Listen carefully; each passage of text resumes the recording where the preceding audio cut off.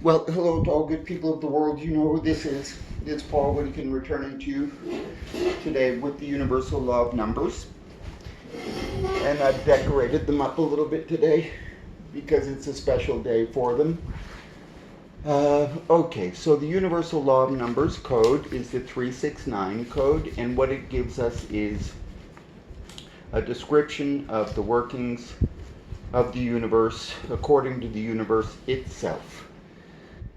And it's very benevolent in the sense that it's very easy to understand. And you will see if you apply any effort to understand it, you will begin to get a different perception of the nature of our reality when it comes to school or, you know, just the way the universe is taught to us.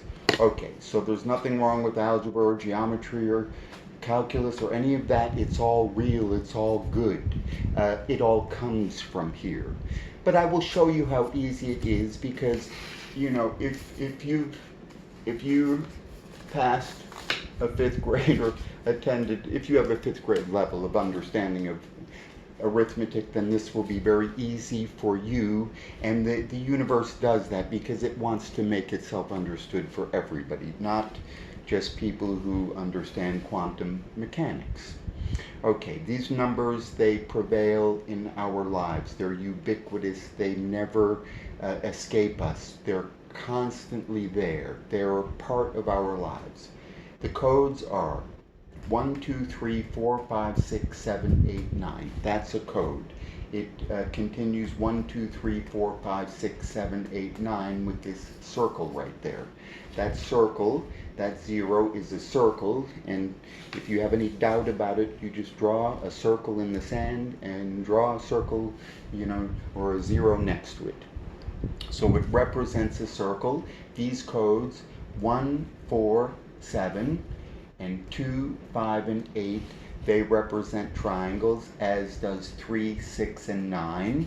And since they are triangles and they're connected in those three places, in a sense, 4, 1, 7, 7, 4, 1, 1, 7, 4, in many instances doesn't have any particular bearing or meaning.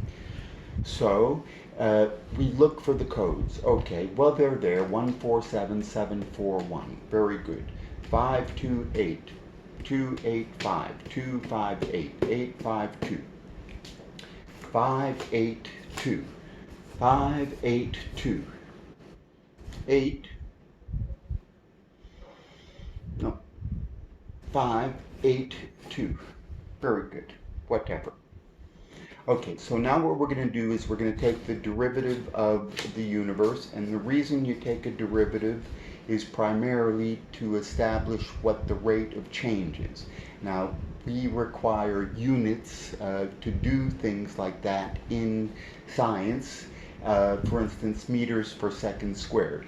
Now, these units are actually what interfere with an understanding of the universal law of numbers throughout science because we have man-made units such as joules and calories and newtons and amps and the like, but they don't necessarily align with the universal laws. Now, the universal laws, what they're giving us is they're giving us frequencies, vibrations, frequencies. That's what these codes are. 147 and 528 and 369 and all of the codes that we get within the universal law of numbers codes, they all represent a frequency. The solfeggio numbers demonstrate that. That's what the frequencies are. They're the codes. And they also represent geometric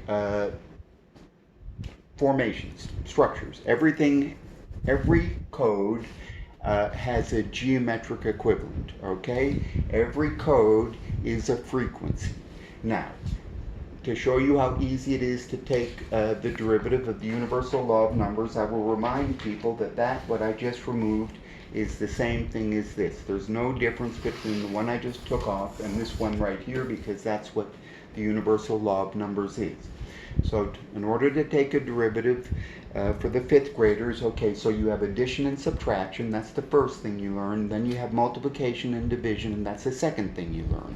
And if you think about it, the addition subtraction is really addition and addition in reverse. And if you think about it, the division is really multiplication in reverse. Now we do something we call taking a derivative, and the reverse of it is what we call taking an integral. And it's as simple as this. The derivative goes like this. Whatever this number here is, the exponent, we bring it here. So it's now 3 times 4, and we make this number minus 1 from what it is. So it's going to turn into a 2. So take the derivative of this, we're going to get 3 times 4 to the 2. For this one, it'll be 4 times 4 to the 3, 5 times 4 to the 4, 6 times 4 to the 6th. Now, these are just x's. This is x equals 4, x equals 3, x equals 2. So I show it like that. That illustrates that. Simple, simple, simple. So I've taken the derivative of the universe, and what I get is, for instance, this is x squared, so it's 2x to the 1, and x is x to the 1, 3x to the 2, 4x to the 3. And it goes 1, 2, 3, 4, 5, 6, 7, 8, 9, 10, 11, 12, 13, it goes on forever. So when I take the derivative of this, we have three components. We have the x, but we know what that is. In this case, it's a 1. In this case, x is a 2. Here, x is a 3. But this number here along the left-hand side, we call that the coefficient. So the coefficient is are 2, 3, 4, 5, 6, 7, 8, 9, 10, 11, 12, 13. Very good. Those are the coefficients. This funny number up here, we call that the exponent. That's what an exponent is, because it's taking x squared. Okay, so now we're going to separate the exponents from the coefficients, and these are the exponents. So if we look and write down what the exponents were in each of those cases, it goes 1, 2, 3, 4, 5, 6, 7, 8, 9, which is 1, 2, 3, 4, 5, 6, 7, 8, 9. And then it continues 1, 2, 3, 4, 5, 6, 7, 8, 9, which is 1, 2, 3, 4, 5, 6, 7, 8, 9. And it continues to infinity, as it should. So we have the codes. They reveal themselves. These are the solfeggio numbers. 174, 285, 396, 417, 528, 639. Those are the codes, the 369 code. So equivalently, if we look at what the coefficients were, they were the same numbers. 1, 2, 3, 4, 5, 6, 7, 8, 9. 1, 2, 3, 4, 5, 6, 7, 8, 9. And they give us the codes 285, 396, 417, 528, 639, 741. Now, 285 is also 852. 396 is also 963. 417 is also 174. 528 is also 285. 639 is also 396. 741 is also 417. In any event, you see that it's rotating, because it starts with 285 and it goes to 528. It starts with 396 and it goes to 639. So, as a matter of fact, it is rotating. They're all rotating. The number 1 is rotating. It's rotating in this direction. It's rotating in this direction as well. These numbers are rotating in this direction. These numbers are rotating in this direction. If we want to go in this direction, they're the same numbers. And if we want to go in this direction, they are also the same numbers. So,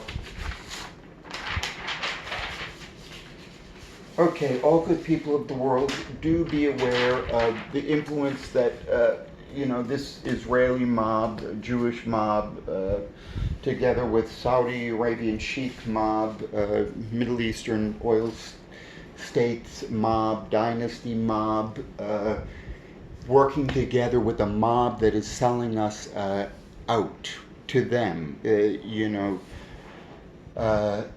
Basically, it's all about them at our expense.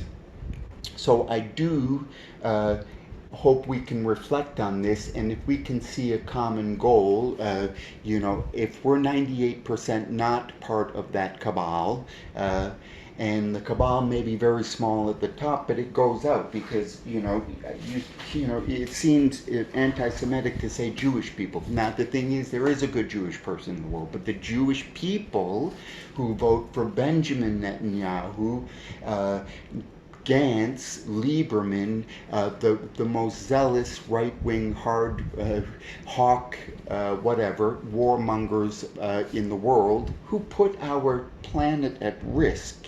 They want us to fight and die for the privilege of living under their aristocracy control. They control Silicon Valley, Google, Facebook, YouTube, Twitter. They control the United States media market, where we get our news, their narrative. They've always controlled the education and the textbooks and the narrative, okay? So, my suggestion is that we do things that have a common interest for all of us, and then we can work out our own individual differences. But the first thing to do is extricate ourselves from the Jewish cabal, mob, slash Saudi Arabian, Bahrain, Kuwait, Sheikh kingdoms, and the Zionist apartheid state of Israel. And then we can start again fresh. Okay, thank you very much. My name is Paul Whittakin, and I am checking out. Peace and happiness to all good people of the world from the universal law of numbers.